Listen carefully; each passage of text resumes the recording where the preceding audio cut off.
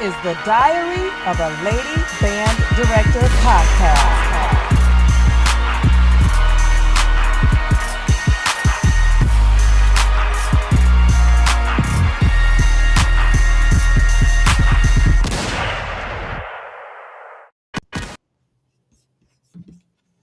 Oh, we are here.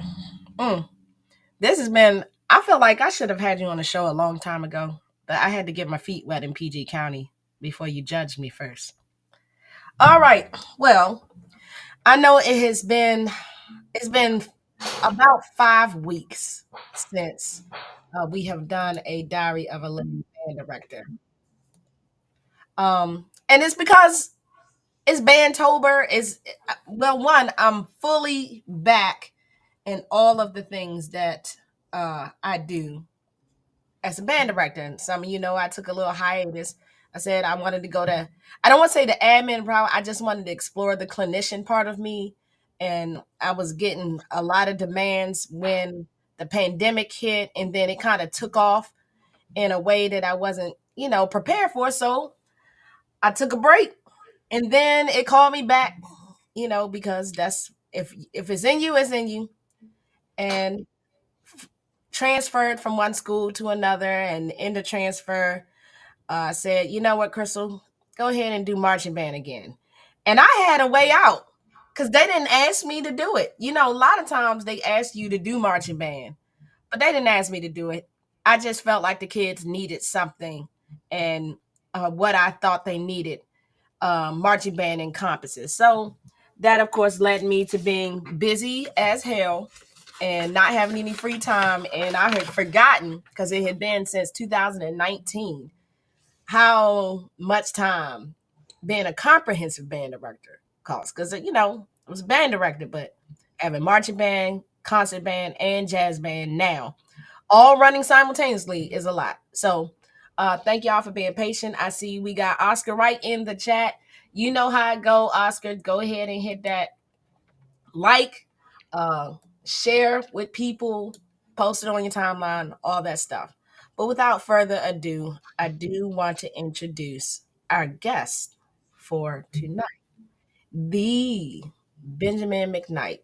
And if you don't mind, share a little bit about yourself. A lot of people already know who you are, but for formalities, and to put some respect on your name, uh, share share a little bit about yourself with the audience. Okay. Well, first of all, hey everybody in and soon to come in. Yes, my name is Benjamin McKnight, Jr. That is, and I have been in music education. I'm in the year 35, instrumental music. As of now, I have taught on every level, from K through collegiate. Um, my background: undergraduate, Florida A&M University. Graduate work at Hampton University and Boston University. Also a master's degree in ed leadership from Capella. I'm sorry, ed leadership from AIU, and doctoral studies at Capella, ABD. That last phase is above me, so I'm coasting. But nevertheless, music is my thing, and been doing it forever. Um, I've been teaching in places like Georgia, South Carolina, Michigan, Virginia, and of course here in Maryland. I've been here. I'm in my 13th year in Maryland. Um, some of my band programs are in Southfield, Michigan. So, about some of my most known programs: Southfield, Michigan, Southfield High School, Savannah High School, in Savannah, Georgia, South Carolina State University, Morris Brown College, uh, and of course here again in Prince George County. Primary instruments: French horn. Um, my list of instruments: easiest way to say I don't play the harp, and we'll leave it right there instead of going through the list. Um, also, been arranging for oh my God, been arranging for over 40 years. Um, Actually started arranging in high school, And back in the 70s, yeah, been around for a while. So back during that time, arranging in high school, and my band director kind of picked up on on my ambition and handed some of my scores over to Professor Lindsay Sargent over at Florida A&M just to critique. And that was my second semester of ninth grade. And from that point, Mr. Sargent was critiquing my work up until I got to Florida A&M.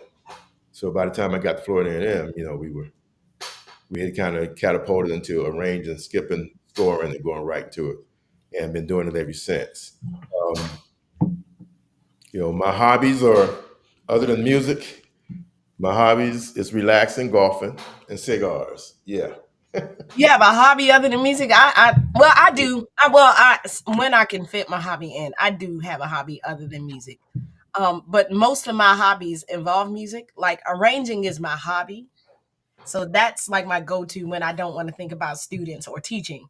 Hmm. But my hobby has turned into another job. That's usually what happens. So I don't know, it kind of sucks because thing I find joy in ends up something that becomes a job. So, Right. There you go.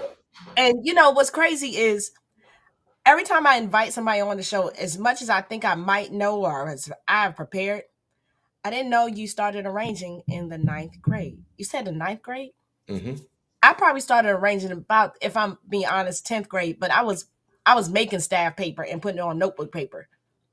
Oh, And yeah. Yeah. Well, we had Miami Central High School. I'm from Miami, Florida. So Miami Central High School during that time, under the late Kenneth R. Talbot, who's also Florida A&M graduate and a Florida Hall of Fame music director for the state of Florida.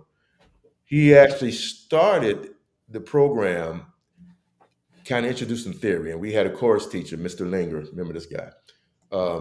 And I was the only student that decided to just give it a shot. So I was the only student in the program that was actually trying to do, the performing arts thing.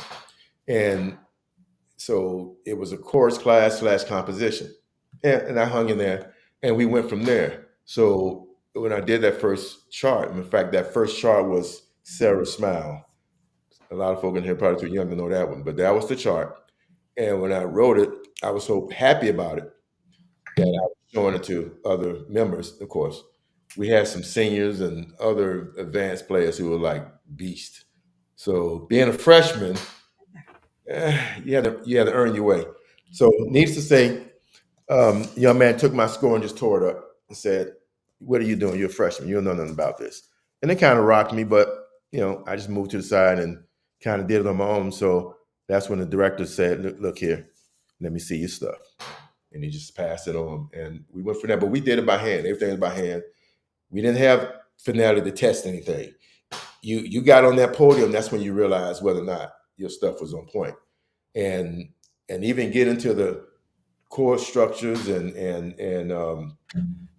analyzation as a ninth grader. I mean, you're not thinking about that, but that's what we were doing. So it became second nature to me by the time I got to 11th grade. I was like the Matrix guy in the Matrix. It just,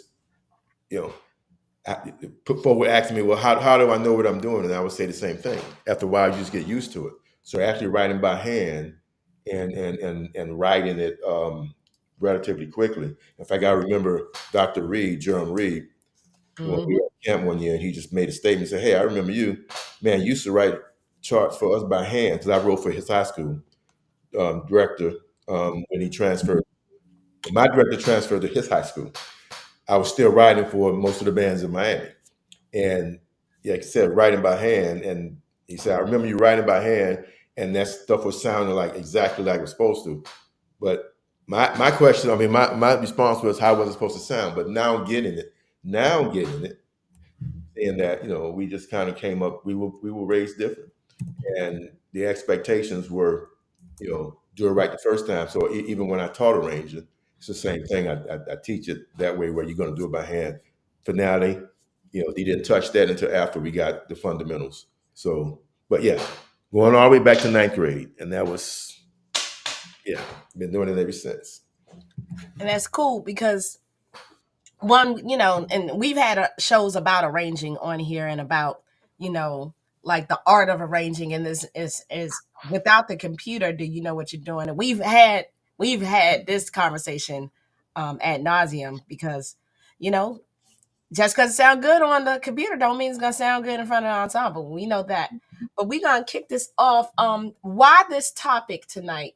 Um, I I just see so many people get in trouble, you know, and I have conversations and people message me often about how to navigate a situation. And the first thing I'm thinking every time, Ben, is like, do you know your policies? Like, what's governing you that you in this situation? It sounds like, and sometimes to me it sounds like common sense, like, oh, well, yeah, it's because you didn't do XYZ. But a lot of times people really don't know, Ben.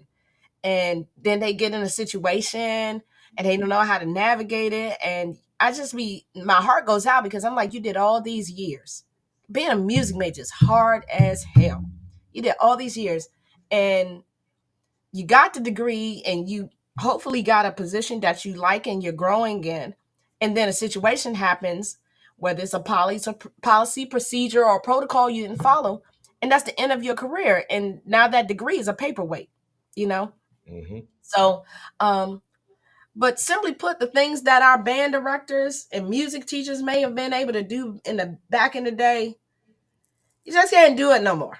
Like a lot of things you can't do anymore. And um, I'm not a spring chicken, but I still like look at some things that listen to some things that my friends will say or some other music teachers. I'm like, you can still do that.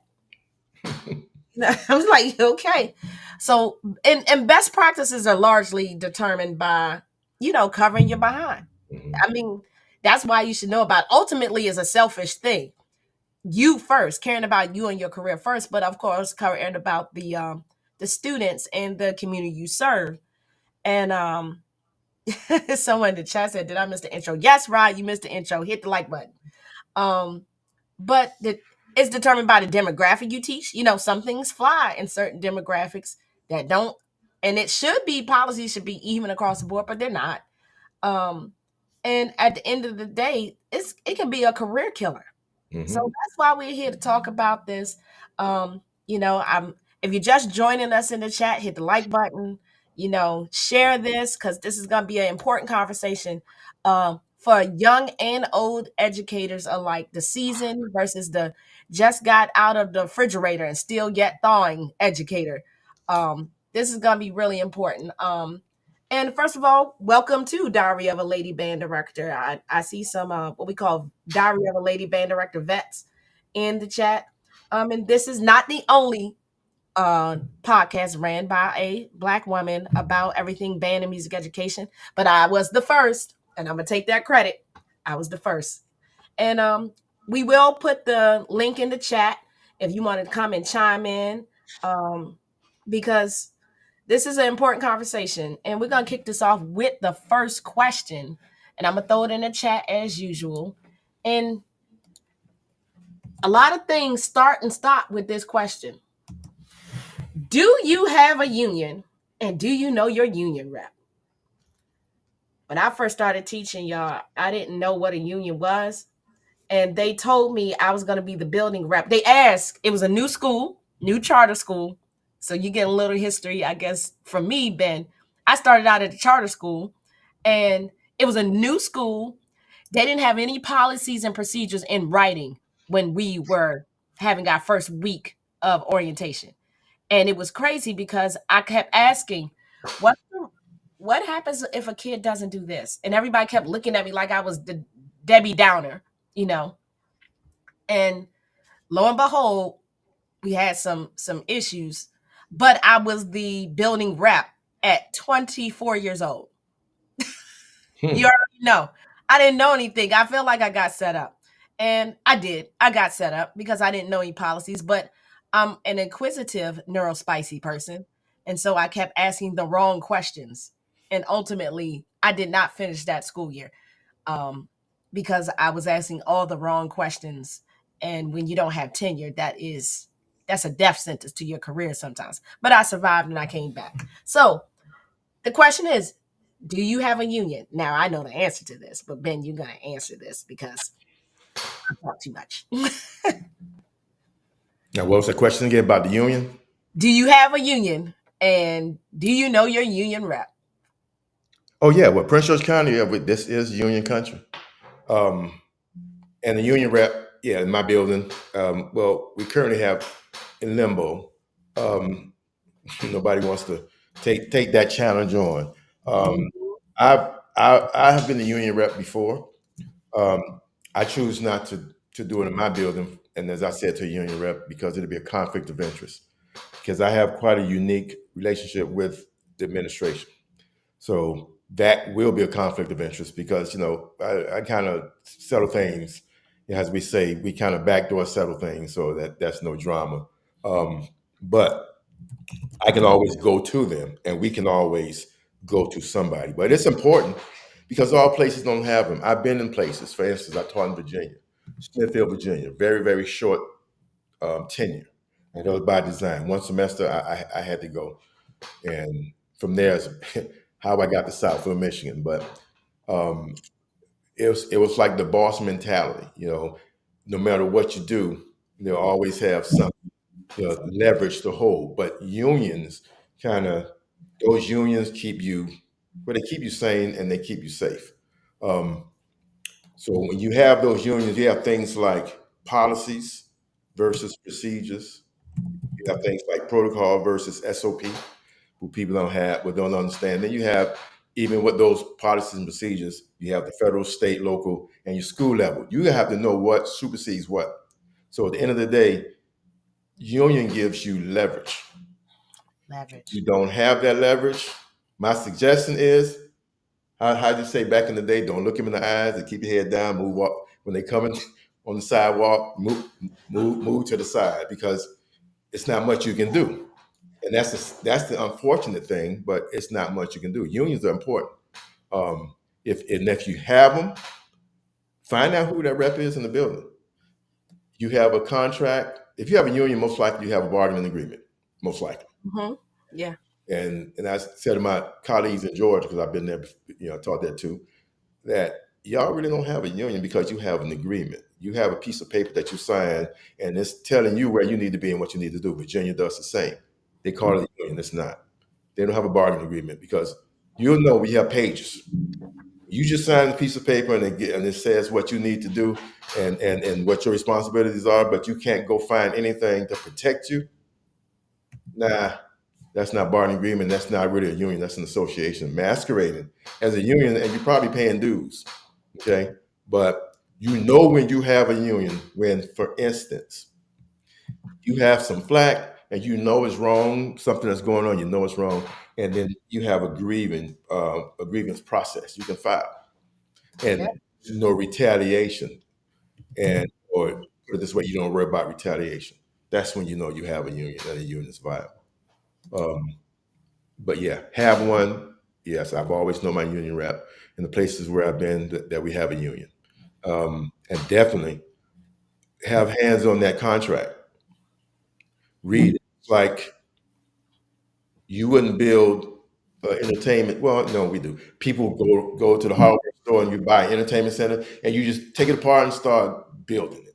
Didn't read anything, and then when the thing wobbles one day and falls down, then you're mad. But the reality is, read the instructions. It may take you some time, but when you read those instructions and you understand everything about that, when you put it together, when you build, that's going to last forever. It's going to last forever. You last on this job when you read those instructions. You last on this job when you get that contract and you dissect it, get your marker, and you highlight those things that are relevant to you in the immediate process. Things that come down the line, okay, but the immediate stuff, highlight that, because you're gonna have to come back to it, but know where it is. And lastly, um, like I said, most of us don't read even when we have contracts. And then when stuff hit the fan, you're getting caught up. And people lose their jobs. but all they had to do was kind of go back and to that contract and cover themselves. You know, Mhm. and you might even have a reprieve in there. A stay of execution in there if you just read it. But You just read it. and then you screw it if it's after the fact. If don't be arbitrary in your decisions. But yeah, very very critical. And Ben, I think, I told you you were the right person for this. And what's really important thing that you said is you're reading it because you need instructions on how to govern yourself in this organization. I Hmm. mean, I think about it like being in a fraternity. You don't pledge anything, you don't dedicate yourself to anything without knowing what it's about, you know. And I think about, just a crossover, how people are renouncing their letters. And sometimes I wonder, did you really understand what you were joining? Did you understand what that organization really was about and what they value? The values are in the contracts. The values are in, and they're dictated by, if you have one, a union. But if you don't have a union, they're dictated by the organization. Hmm. And a very important and realistic thing I've learned about public education, in specifically, they care about the organization more than they care about you. And when Hmm. you don't read the contract, you miss the loopholes in the contract or in its policies and procedures that sometimes spell out that you're not that important.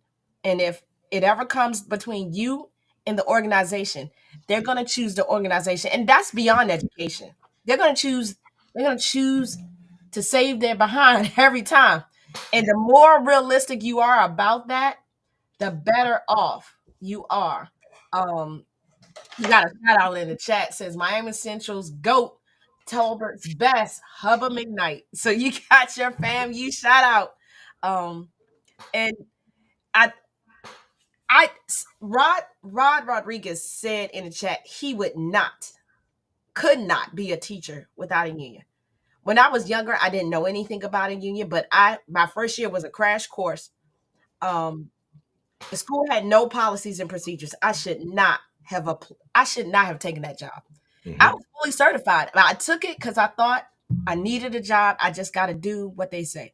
But then every week there was more things. I was like, what am I doing? What am I doing? Is this Jerome? Is that you, Jerome?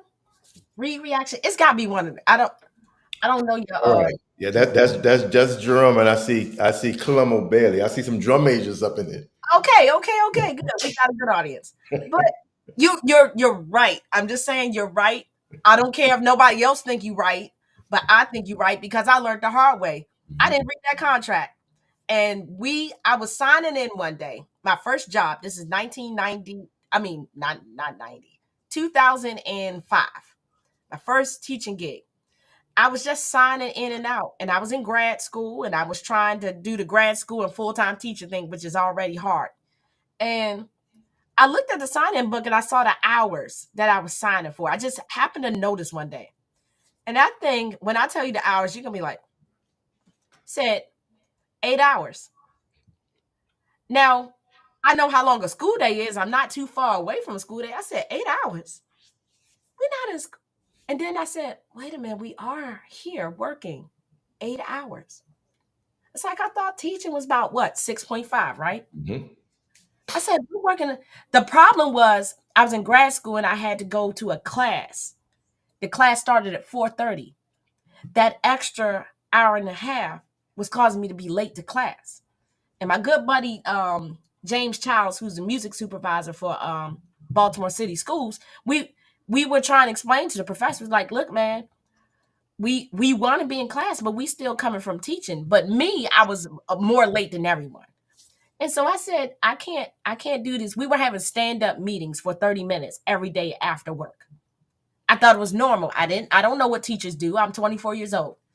And I asked the office secretary, I said, do we work? I said, we work 8 hours, but I thought all my friends get out an hour and a half earlier than me. And she said, you're asking the right questions. And I knew at that moment I had started to go through a rabbit hole. All in all, didn't have a union. I became the union building rep, 24 years old, and a fight broke out in my class. A high schooler came from the middle school side. The school is closed now, so I can talk about it. They got closed. You already know. Failure of policies and procedures and not following through on a safety concern. And so I I just thought, this was normal. And then I started asking those questions and I started reading the union contract because on the building rep, 24, I can read at least. I just got out of college, at least undergrad. And come to find out that I became the whistleblower for the state of Maryland with charter schools. Me at 24 years old. I wasn't trying to be a whistleblower, but I just wanted to go to class on time. And the principal at the time said, no, this is your professional responsibility. But I said, but actually, in the contract, but of course I ain't had no tenure. You know how that go. I said had no business being the building rep with no tenure. Because I was, I had the target on my forehead. I didn't even know, just green as can be. And next thing I know, a fight broke out in my class. I didn't break it up or nothing. I had said there were no hall monitors on my floor. They put me on the top floor. The fire alarm didn't work. Building was on fire. Someone set the bathroom on fire. I was up there having band, Ben. I remember the song we were doing. We were playing Apache, 8th grade band. They were working on Apache. And next thing I know, I hear sirens outside. The whole school is evacuated. I'm in my classroom. Fire alarm didn't even work. That's already violations. But as I started reading and I started filing a grievance, next thing I know, fight broke out. Somebody reported me, the principal at the time, reported me to DJS because a kid ran by my brand new wedding ring trying to flee the room. I was just at the door trying to get somebody to come in. They brushed across my wedding ring. I heard them say, ouch, leaving. I got home and I got a call from DJS. And I was like, a kid got hurt. I was like, a kid came and fought a student. I ain't touched. I know better than that. You don't have to read a policy. Don't touch the kids. Don't touch the what? Money, right? I knew I'm at home. The judge for the union, I found out I had representation. And the union rep, the union rep that the building rep answered to, I had never met them. I just met them through email. And they said, hey, yo, there's a bunch of grievances, but you're being targeted. I never heard the word green. Targeted for what? It's the policy. Like I told you, I'm neurospicy. I just, the law is the law, the word is the word, and there's no wiggle room. I'm a little bit more flexible now, but at 24, I wasn't. And I was at home on administrative leave for a kid coming in my classroom, fighting another kid and running by my wedding ring. I had been married for 1 month. And the union judge said, I'm throwing it out tomorrow. They said, this is ridiculous. Yeah. And that's what we said about the knowledge is power. You'll last a long time in anywhere if you're thoroughly understanding of policies and procedures. I had a principal when I first got here, our native school, Bladensburg High School, and day one. See, first of all, she didn't do a lot of reading, and I knew this because she will always say, "That's policy. This is policy. That's policy." So my military habit would say, "Oh, okay. Can you direct me to that particular policy?" Because I perused my information and I couldn't find anything, reflecting that. So if you can kind of direct me, I'd appreciate that. And then come to find out that, see, she had her policies. So I said, are these building policies or are these district policies? And if the district policy, what's the state, equivalent? Because you can overshoot a standard, but you can't undershoot it. So if the state has a standard and you overshoot it, that's fine, but I can challenge that because the state said this is the level it's supposed to be and you're here. And if you're going to hold me to this, so I'm going to challenge you because it's supposed to be here. All right. But what you can't do is this is the state or federal and this is you. You can't undershoot it. So I would always ask her, what is that particular policy? Can I get that in writing? And she could never produce it. So she got annoyed because I would do that. And so I just made the statement one day. I say, no disrespect to you, but it's my military habit. See, as an officer, I have no choice but to read all the regulations because see, we get court-martialed, and we're joking and say, hey, we get a firing squad as an officer. So I didn't take that chance, but just the professional side would be to say, read it, understand it. Okay, now we can move, but then that gives me my leverage. So I can choose to, kind of act on certain things or choose to, give you the benefit of the doubt. So what you did in your case, you had leverage because you had knowledge. Yes, you might have been a non-tenured teacher, but I was non-tenured when I first got here too. And she couldn't do anything because the reality is, I think I knew a little bit more about the policies than she did. And I would call her to the table. So everybody out there listening, if you don't do anything, you grab all your information pertaining to what it is you're supposed to do, and don't That is just stop at that level because every policy and regulation has something above it. Trust me, it has something above it. But make sure that they're not exceeding it because if they are, and if you fall short of where you are, sometimes it's not your fault, but you may fall short and you about to lose your job. Well, then you do your research and you find that hey, you did not.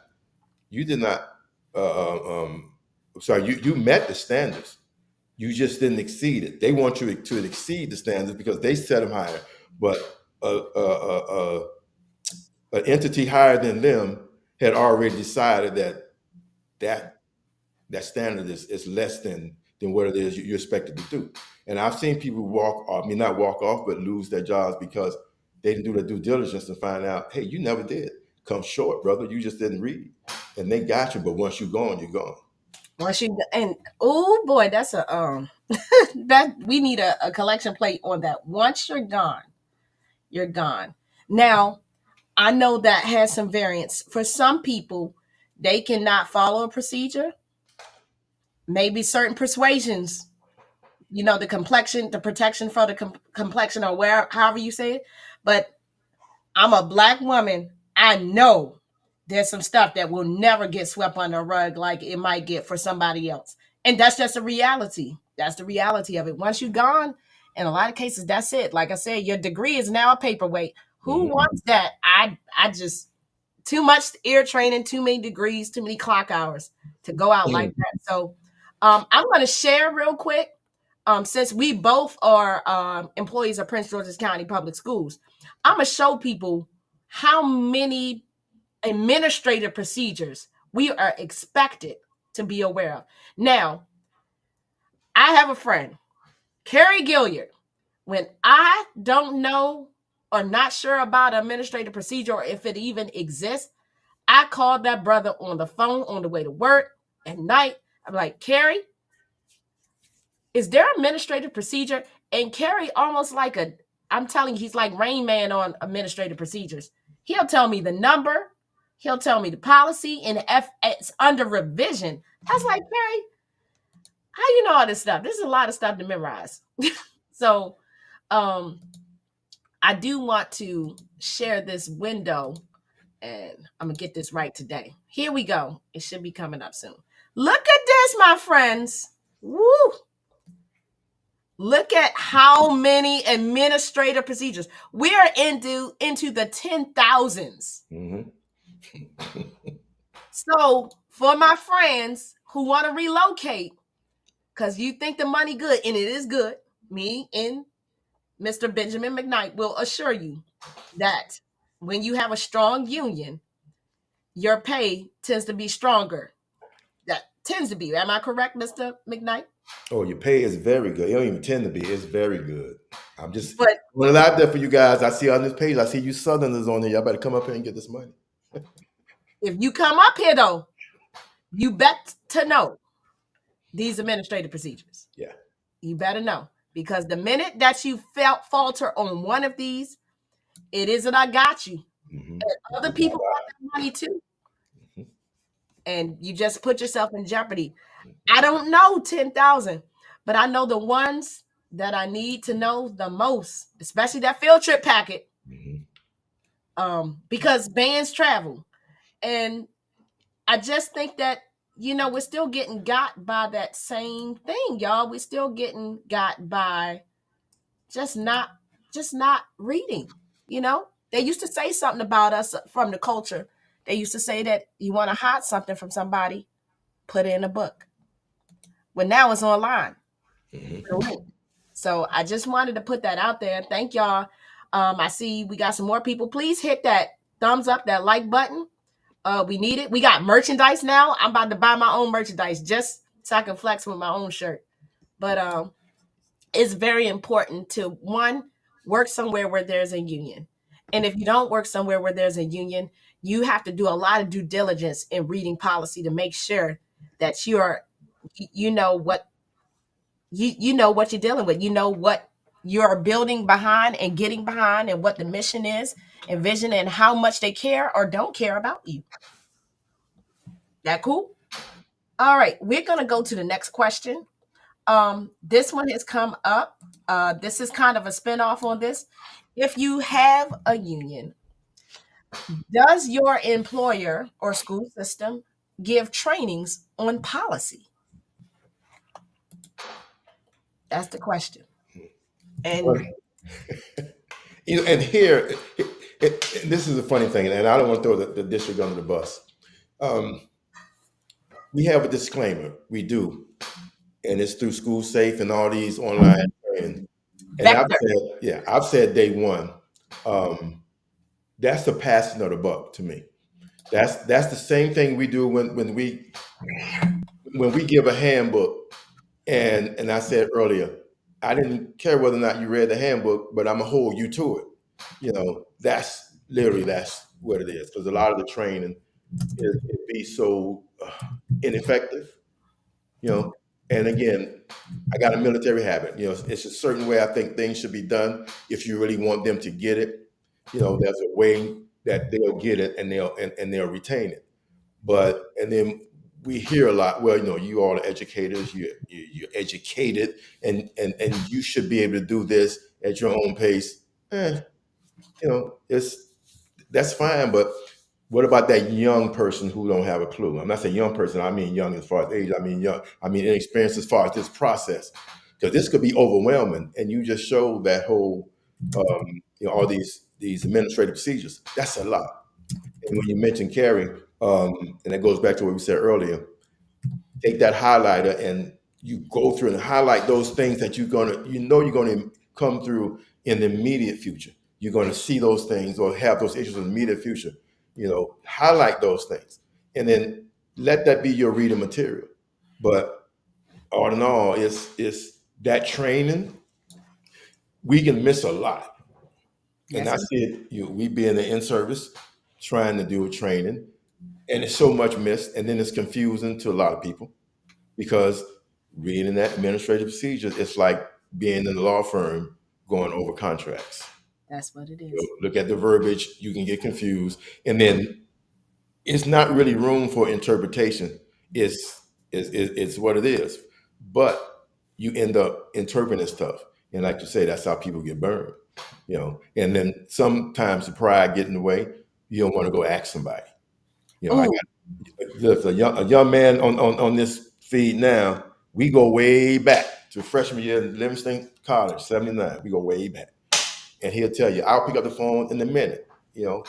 I say, I know a lot, but my dictionary ain't that full. yep. So I would call him up and we just chat it up. We get the business, then we just chat about the stuff. But we constantly do that because it's just so much. And just when you think you know it all, it don't help. I mean, it don't hurt to just, what, let me double check this. And policies change. Hmm. And sometimes policy change and they don't tell you policy has changed. One policy change that I have found out, I used to hear this rumor that every school in Prince George's County high school had to have a marching band. I went looking for it. Guess what? I haven't found. Haven't found that policy because Because sometimes it's under review. And well, sometimes things could be under review for years. Not just that policy, or any policy could be under review, and you're still operating off of something that you knew. Right. And then it goes back again to policies change. So, in fact, that conversation was just today. We were talking about marching bands. And Prince George County, it's no requirement for marching band. A lot of my folks down south, they find it hard to believe. I've been here since 2013. I tried marching band my first year, and the principal just being difficult. The policy is marching band is not required. However, if you're to do marching band, okay, if you're to do marching band, it's between the principal and you. However, you going to make the decision. I see Walter Harding and said, yeah, it exists because that policy as to why it's not required is there. So whoever, like that principal tried me, she said she wanted marching band. I said, well, okay, but you're not giving me what I need. I didn't ask for instruments. I didn't ask for money. I need my bodies. If I'm recruiting 60 plus students a year and you only let me register 6 out of that number, that don't make sense. I got 200 kids in the building that play instruments, but I don't even have 30 in the music class, but you want a marching band. No. So I just cut it. And other folk cut it, but no, it's not a requirement. What you're required to do here is to maintain your instrumental music class. You're to do things involving instrumental music education. You know, so we focus on that. You know, developing that musician, developing those kind of things. The marching band is that's the perk. Marching band is the extracurricular thing, and they don't hold us to that. So people find that hard to believe. I said, down south, you get fired if you don't do marching band. And that's a different policy.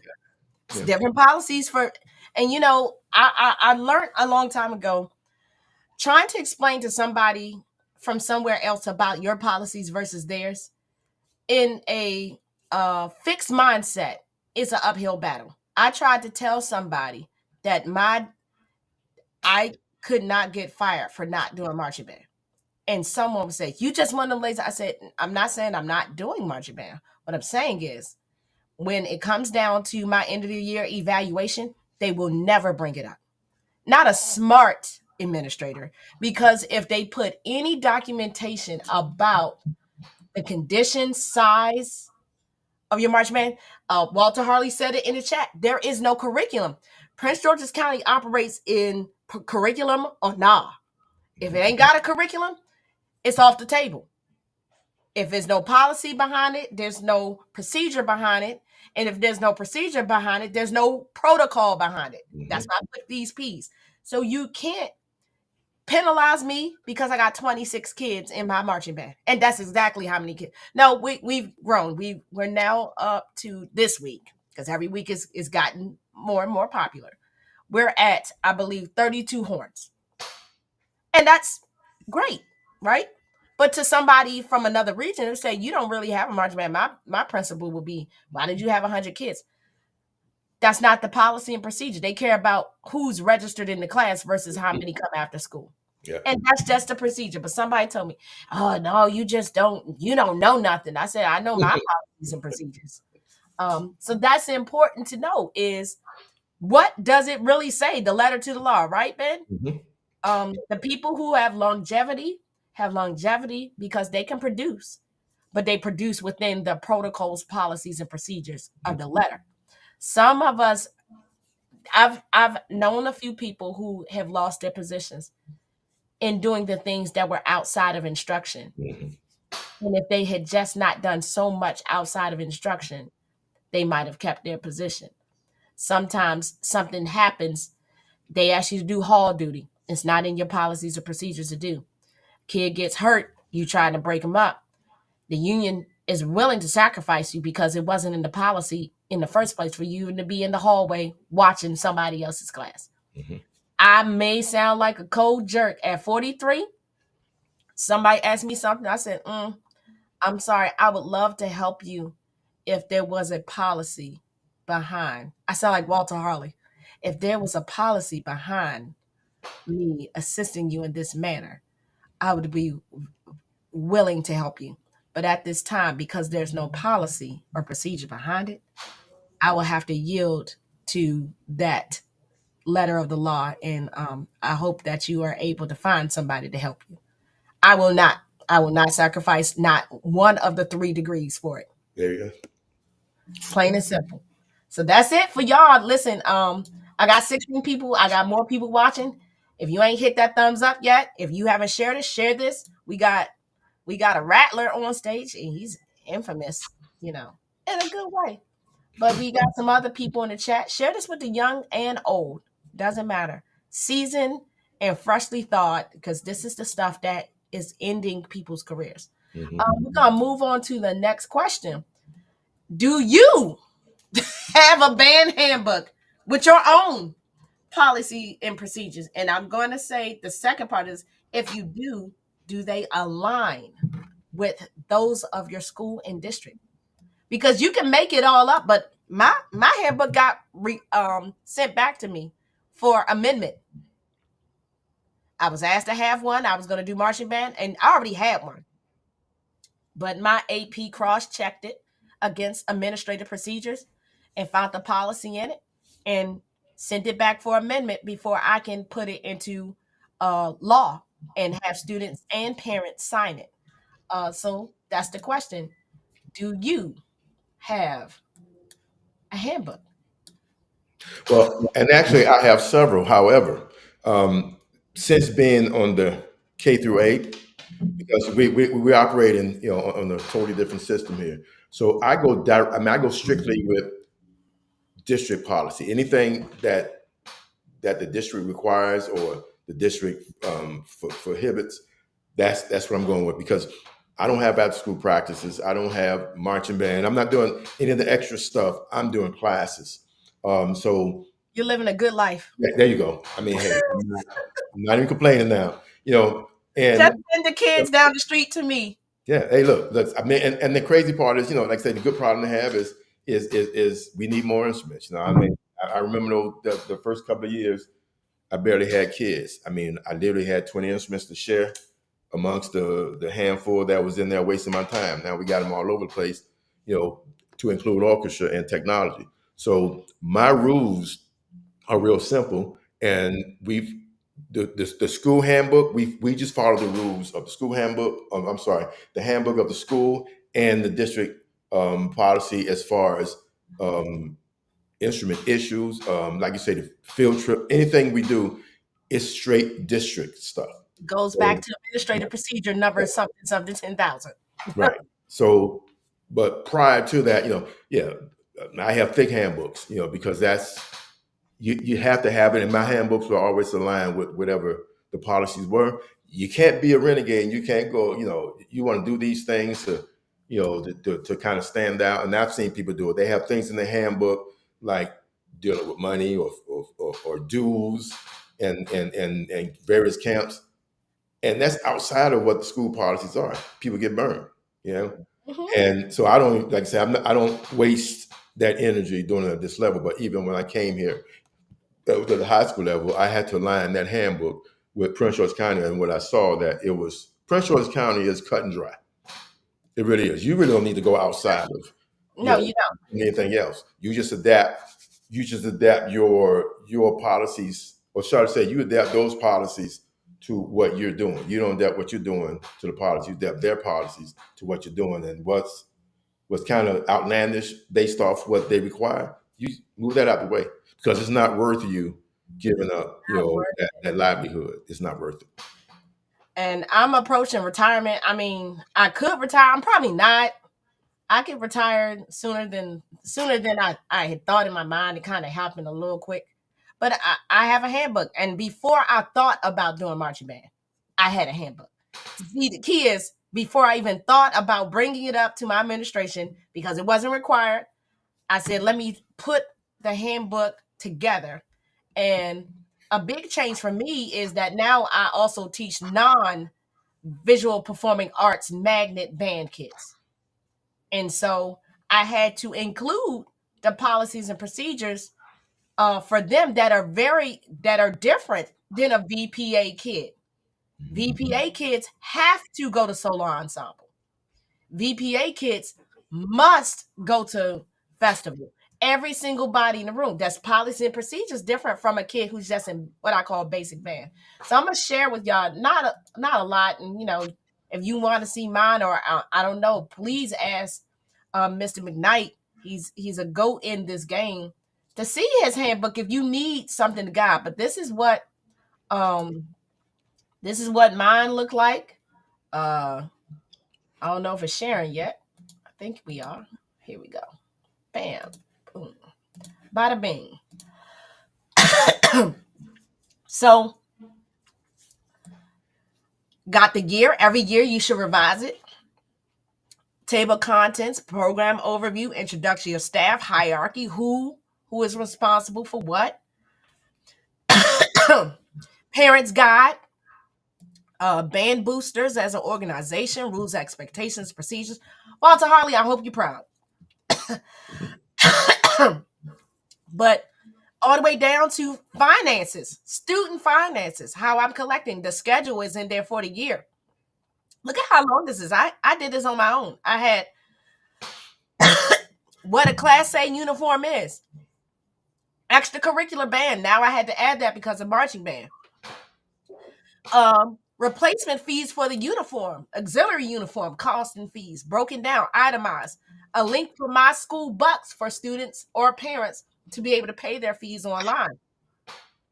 This, if you're not really business savvy, this is something that you would have to find somebody who knows more than you. And that pride thing Ben McKnight was talking about, that pride thing, that get your pride out the door to save your behind.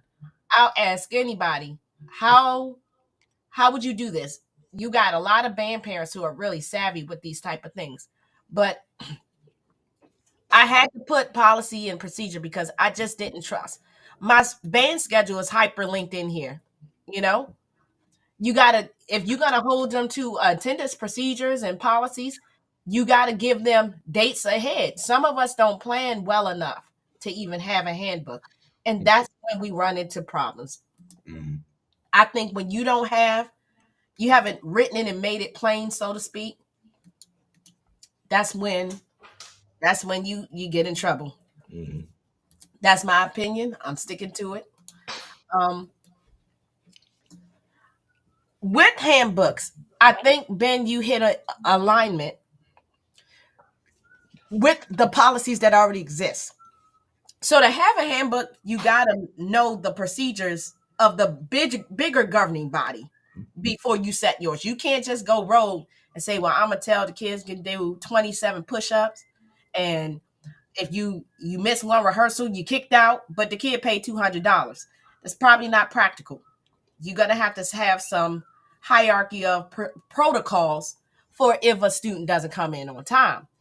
I think people, we hate the H word, but I think a lot of people resort to H-ing, glazing with the next letter of the alphabet, because they don't know how to put things in policy and procedure that would eliminate, not, I don't want to say eliminate, it would mitigate some of the issues we have sometimes with students and their parents and in their community stakeholder members.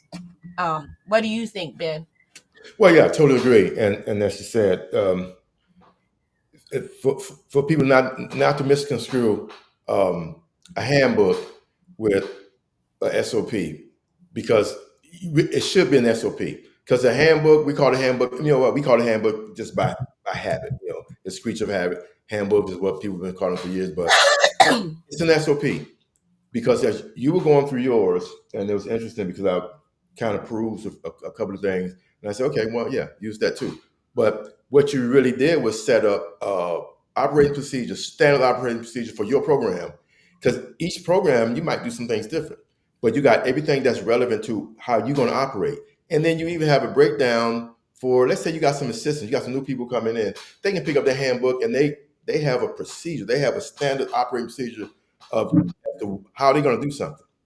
And it's really for anybody to pick up and follow the protocol as to how you're going to operate, how you're going to do something, not just about rules, but for instance, when we travel, high school director, we travel all over the country.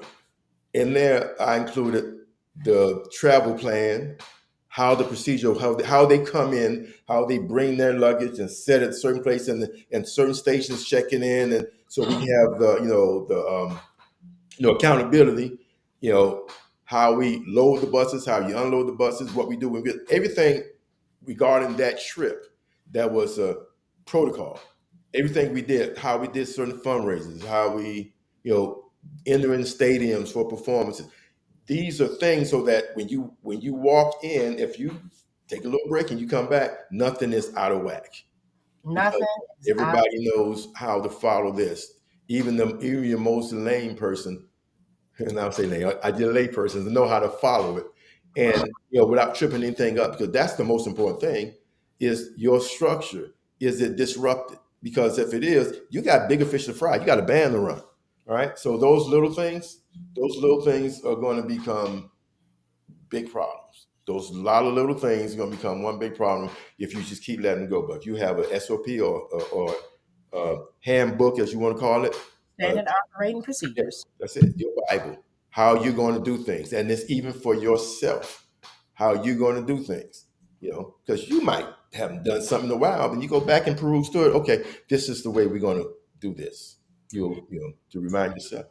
And I'm glad you said travel. I didn't have when you come into a new program, you know that it's going to take some years, to establish your presence and the things, your vision, and that people bite that apple, right? But you still have to plan for when they do.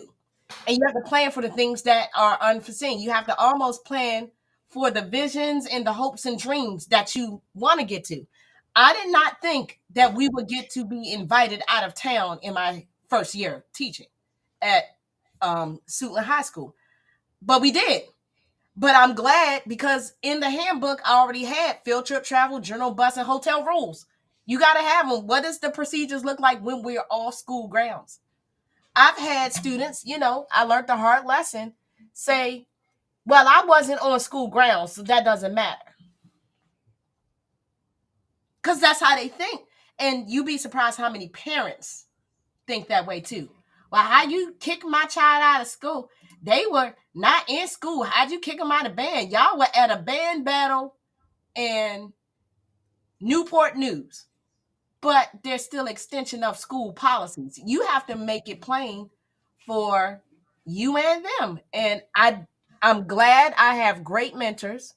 We done a show about having mentors, man. Y'all got to get them. I don't care how long you've been teaching. Have somebody you can bounce an idea off of. I talk to James Childs at least every other day on the way to work. And it's been like that for me and him. And we were rivals. We were at directors of rival programs. And we talked to each other almost every day, with the exception of the day that we had a game against each other. And then the next day, we would go back to policy, procedures, and protocols that we want to iron out. We gotta get that egos out of this. Like the old school band directors were friends. They had rivalries, but they still, chat and chewed with each other. And sometimes your rival might know more about a policy than you do. Just a shameless plug. I'm gonna move on to this next. So we just did alignment, policies, procedures. Do you get trainings? Compliance. How do you find out if the policy is in compliance with legal standards? And that's for you, Ben. Ooh, that one right there. And again, that goes back to You can thank Lauren Cohen for these there you questions. go. She came up with these questions. That's the arts manager. That's that arts management. Pursuing degree coming out. I said, you're gonna make these questions. Okay. Well, and that's what I said. We go back to you got your levels. Your school policy is generally your school policy is the highest. The lowest generally be the federal, because everybody trying to take it a step above to protect themselves. I mean, if you look at it, they generally take it a step above. You take any situation like a local law, and how do we get overturned in the Supreme Court? Because they always a step above whatever that requirement is. But you have to do your due diligence and go align that particular procedure and look at your compliances, because your school system should have a compliance division. And if they don't, you have public school law. If you don't have a book, you better get one. Because you can go and peruse that, and now you got the internet. You can literally go find laws, federal, state, local laws that pertain to a procedure you have. You can Google it. But your best way will be to find that relevant and official state entity to start from there. The State Department of Education can carry you a long way. You go to them, and a lot of times you can just over the phone ask questions, and they can kind of guide you in the right direction. But don't just rely on walking down to the district office, because you'll be surprised if some of the folk in your district level offices do the same thing. Well, this is a policy, and they can't even tell you anything about the policy. They know nothing of other than the talking point. This is a policy. So check those levels above wherever you are, and go as high as you can go before you make that move to do what it is you're going to do. Now, if it don't matter, if you don't have patience, it don't matter, and your pockets are deep, and you're going to be retired like within a few minutes of that, okay, take your chance. You don't care. I mean, if you on the out program, you right. Like, I don't care about that policy. What they gonna do? Fire me? I'll just take my retirement cash out and be good. And I think that's why a lot of people head into retirement. You seem still like you Sprite, so I don't expect you to go in. Just I'm cool with it because you're my feeder. So just send them across the street. But look, like I say, get leverage and know what you're supposed to know. But like you said, you got people out there who know a lot more, and collectively they know a lot more. I got a lot of guys out there collectively. Trust me, we can powwow and we can get in that circle. We joke about the circle, but we get in that circle and we can get a lot accomplished, and then we kind of go and do what we need to do. But none of us are afraid to do that. Nobody, we're above being on the island. We're above being on the island on our own, because we done been there, done that. It's lonely on the island. So like, hey, let's do this. So there you have it. Everybody has a boss. Thank you. Lauren said everybody has a governing body. You answer to somebody. You either answer to parents, you answer to kids. You may not like it, but you do. Because if there's a policy that says that students can have their cell phone and you can't take it, you got to follow it. That was one that I had to adjust to. I was like, I never took a phone, but I would tell them to put it up. But policy and procedure, I put in a letter in the law. I said, okay, well, there's a place where you can safely store your phone. And there's times in class where you will need it. That wiggle room allowed me to be able to say, the students put their phones up there, but if they're holding their phone during active instruction, in which they require both hands to play music, I can't give them full credit for participation, because they are not fully participating with the instrument. See, you got to be very savvy. Some people like, your kids don't use the phone all in your class. No, they don't. There's a protocol there. There's a policy and there's a procedure. Mm-hmm. And you just got to know how to put it in writing, like you're saying. The next question, validity. Is the policy or procedure still valid? Laws change. Things get amended. And in my experience, and I don't know if this is the same for you, Ben, when they get amended, it's often not as publicized if they don't want you to know it's been amended. Yeah, and Prince George County is good with that. You get an email when they want you to know about an amendment.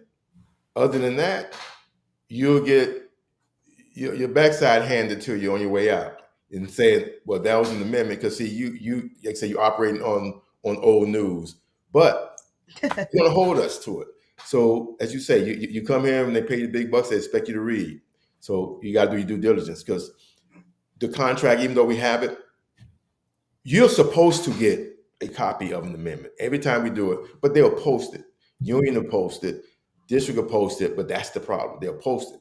They don't necessarily have to say, they have to call you and tell you, hey, we did this.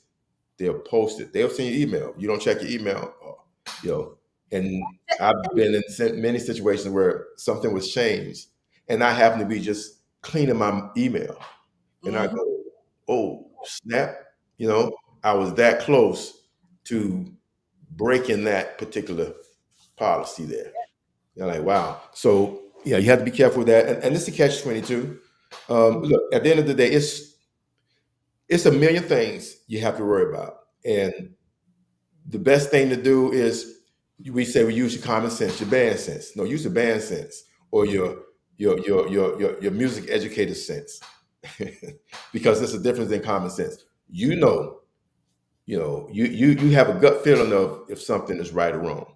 And if you have to ask yourself, I wonder why or I wonder if, then don't do it.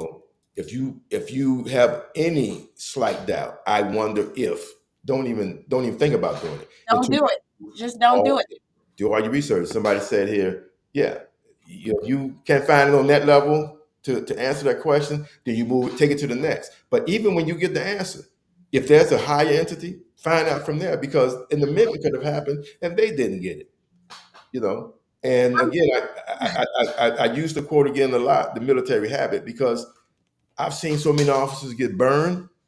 I mean, like burned, and I mean court-martial. Like, court-martial is we make little rocks out of big rocks. That you do time, you do military time is harder than your civilian stuff. But people have gotten court-martialed for just missing a line item. So I take this serious. It's not as deep, but I look at it that way. So I don't know. yeah. I don't know if you watch the news. Well, It's yeah. getting deep. We keep learning. They say, what did they say? The lesson will repeat itself. Yeah. Until you learn it. We keep seeing the same lesson. I'd be like, y'all, didn't you see the so and so last year? And here's what I've learned about policy and procedure: it has no feelings. Mm-hmm. It doesn't care how big your band was, how many kids went to All-State. It doesn't care how many kids have gone to college, how many scholarships have been had.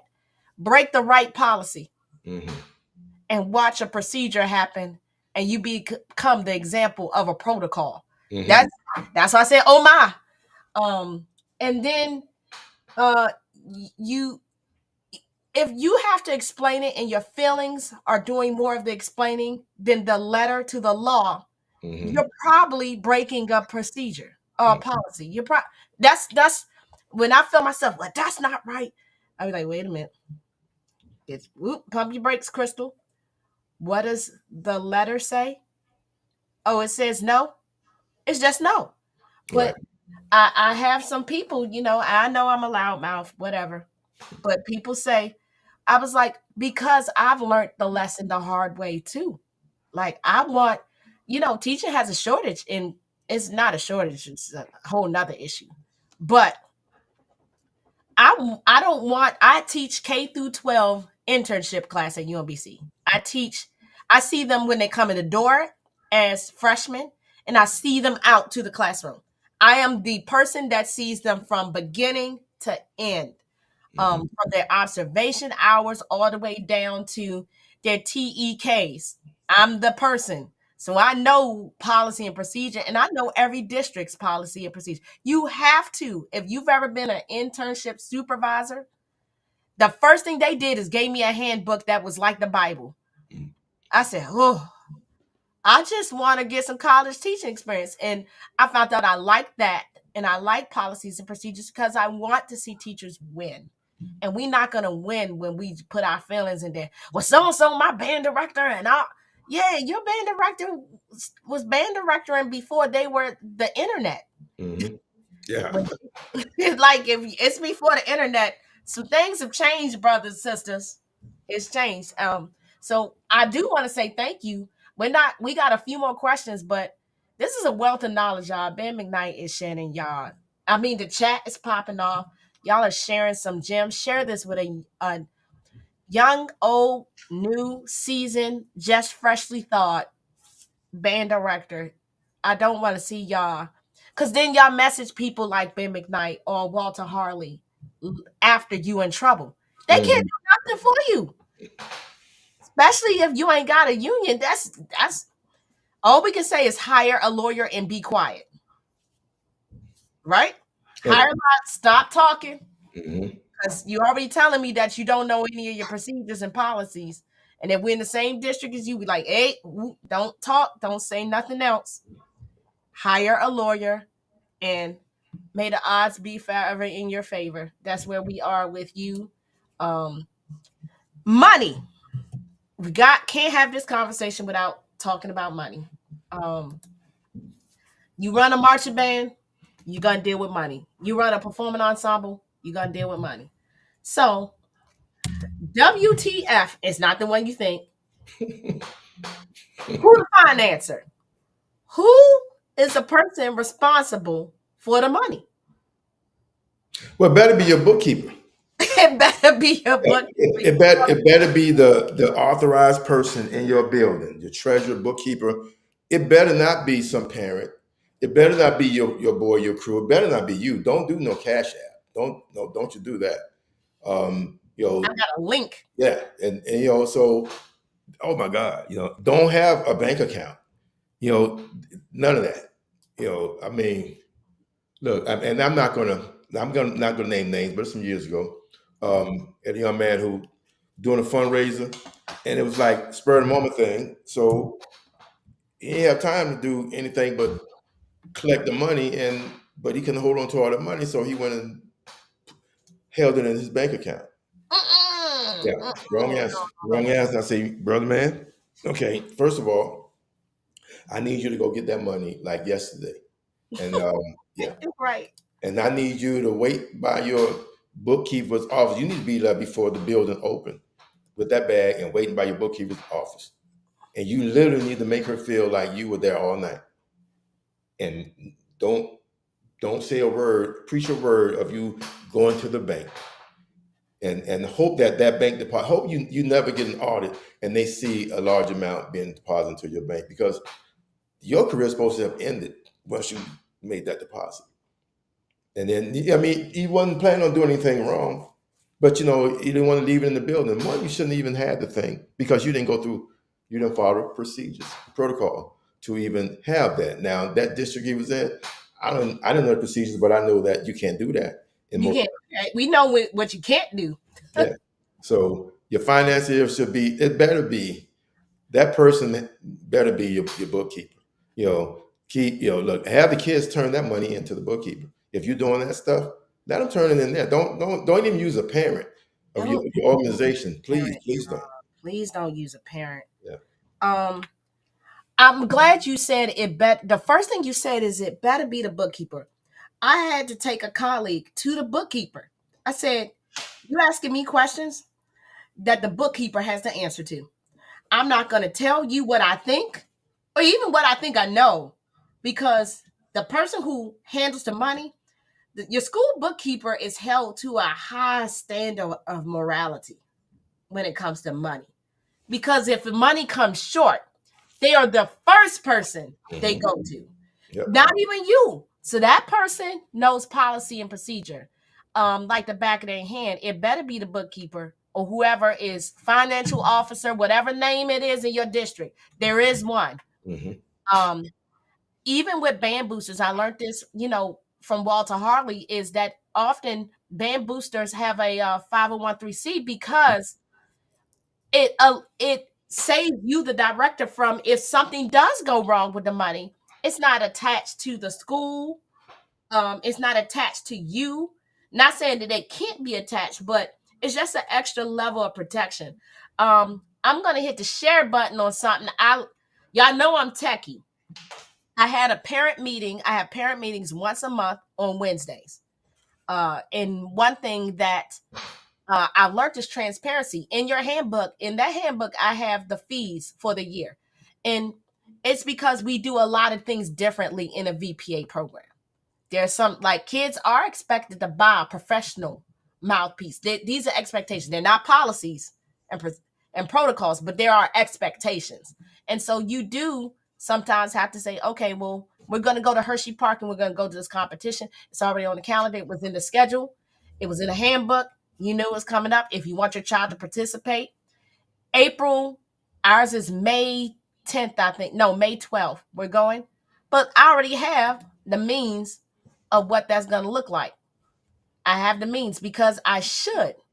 Um, and one thing that I do have that is a little different, a little more techy than most people is I have my school bookkeeper created QR codes and links to my band club, what we call the checkbook account. And the QR code is there for students. And so when I have my presentation, they already know I'm not taking cash. I'm not taking cash. Now, if you want to turn in some money, you could go directly to the bookkeeper. Just make sure that they earmark it. And I have to be very specific. Your child is a VPA kid. Your kid is a marching band kid. They need to use these links. These are personalized QR codes. So it's no funny business. If someone wants to donate, I love this. They just go to the QR code. So I'm saying that because we're going to Atlanta, hopefully, knock on wood, and we're trying to um, sponsor some students. So if you feel the inclination right now on this screen, yes, it's my show, so I better advertise on my own show, to donate towards some students' fees, you will get a receipt confirmation back via email, and you know that I didn't take your money and go buy a chicken box with it. So this is how we've talked about band directors needing to be um, businessmen. I dare say that the same business classes that performance majors have to take, I think that that should be included in our curriculum for music educators or educators in general, especially performing arts and ensembles, because um, they got the ringtone. But it's just that serious. Like I rarely take cash.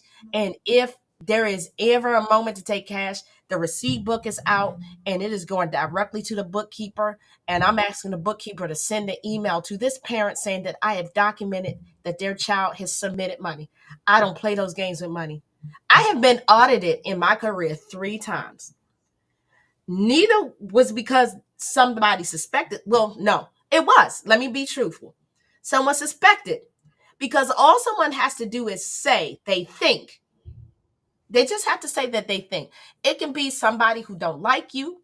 It could be a kid or a parent or a stakeholder that doesn't get along with you and they just want to see you burn. All they have to do is say and insinuate that you would. But I keep a clean. Let me tell you, clean bookkeeping. I keep it digital, hard copy on a clipboard, make copies, scan the copies, put it in a folder. I just learned how to be a very meticulous person when it comes to finances. Um, I think that the cautionary tale everybody's saying is just don't touch the money. Don't Mhm. touch the kids. Don't touch the money. Um, it's just important. It's that important. Um, we've talked about how policies and procedures kind of can work against you. Like Ben, you did hit on the fact that if you don't read, you don't check your email. Sometimes they don't publicize it because it's on the internet. That means that you knew. That's not quite fair. I don't think that's fair. I agree with you, Ben, about that. But sometimes they work in our advantage, right? So often we look at policy and procedures guidelines because that's what they are that work against us, like somebody trying to get me. But how do we educate ourselves so that the policy procedure works for us? How do we make sure that we know what we need to know and we can use those things? Like I found out that I can have my own personal QR code and own personal link directly to my school checkbook. So if something doesn't make it there or does make it there, it's only because that person putting money in or they can't even take money out. I can't take money out. I have to go through the bookkeeper to buy everything. How does it work for us? Well, as I said earlier, um, read everything, but highlight those things that pertain to you in the immediate, your immediate future. Things that you know you're going to encounter without thought. And this is called giving yourself leverage, because when you know those policies and you know those procedures, you know the the process of it. And I said I had to use that as my first position here in Prince George County, because I read and she didn't. And she was a piece of work, and she tried a whole lot of people, but I just wasn't that guy. And I would always throw that policy back at her, but correct it, as we say. I would have it, throw it back, correct it, because you're telling me a policy and procedure. Okay, well, I read it, and then this is what it says. And then knowing what her limitations were, because I had to protect me, because I realized as a great friend, my great friend Walter Hardy said, in Prince George County, you ain't blank until you 3 years and 1 day. You can be Ravelli, Dr. Foster rolled into one, but until you get that 3 years and 1 day, till you get that tenure, you ain't nobody, and they will fry you. So you gotta you gotta survive that. And I learned fast, so I had to cover me. And covering me was making sure that I'm equipped with all the knowledge and understanding the stuff. Oh, wait a minute. These things are in my favor, because I'm watching this person to see these are the things you're trying to do. Like I said, you're trying to get me. Come on now. I'm old school Miami. You trying to get me, but this is how it's going to go down. I'm going to get you first. So, yeah. And I armed myself with knowledge, and that was leverage. And leverage is, in this business, leverage. Be the Harvey Specter of your building. Get that leverage. You don't have to use it all in one shot, but get that leverage. Arm yourself with that. So find those things that benefit you as well. That's how it works for you. There's a lot of procedures shall I say, there are a lot of policies and the operating procedure of those policies in there. We don't read it. And you see that, like you said, they get away with stuff by having you doing things that you shouldn't be doing. Let's go to the subbing thing. Several years ago, and most people, if you're in this district and you notice 1 year all of a sudden you got paid for subbing like you should have been paid, well, that was me, because they tried me, and I was doing all the subbing. I didn't ask. You asked me to do it, but then you decided you're not going to pay me because I had a class. Oh, the hell with that! No, I'm looking at the policy and the procedure. The policy says something different, and it said clearly, if I cover a class, if it's one student, that's a class. You split them up, it don't matter. That's one. If I got 30 minutes or more, you pay me for that hour. And and they could be doing any time in the day, whether I have a class or not. Oh, this class or not. Yeah. I cover in VPA, we cover each other a lot.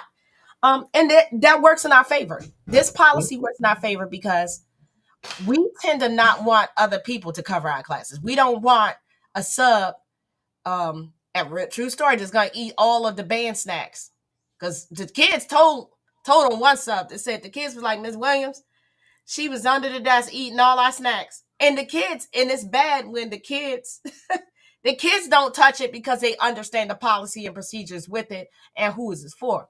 Sub came in, doesn't know the policies and procedures of your classroom. Was making cups of coffee and eating my stuff. She ate all of it. Dwight's in the chat because he know. She ate all of it. So we tend to cover each other because the added bonus is we will get paid for covering each other's classes. I can't say that about a lot of districts. Some of y'all be like, Krystal, you need to come down here, go up there. I said, I ain't going nowhere. Who paying you to sub a class? I got a check last week. That check was great. I covered, and I'm off Monday, and it makes calling out easier. Because somebody's willing to cover your class, and the person willing is not going to mess it up because they don't want you to not recommend them again. See, we have that power. When we cover each other's classes, or we ask first, hey, Benjamin McKnight, are you able to cover? I have a 5th period class. I can't get covered. You'll get paid through the district. It's going to be on your check. You don't have to you just got to fill out this form, put your EIN on it. If you did a good job, when I go to Midwest, who am I calling again? Benjamin McKnight still ran rehearsal.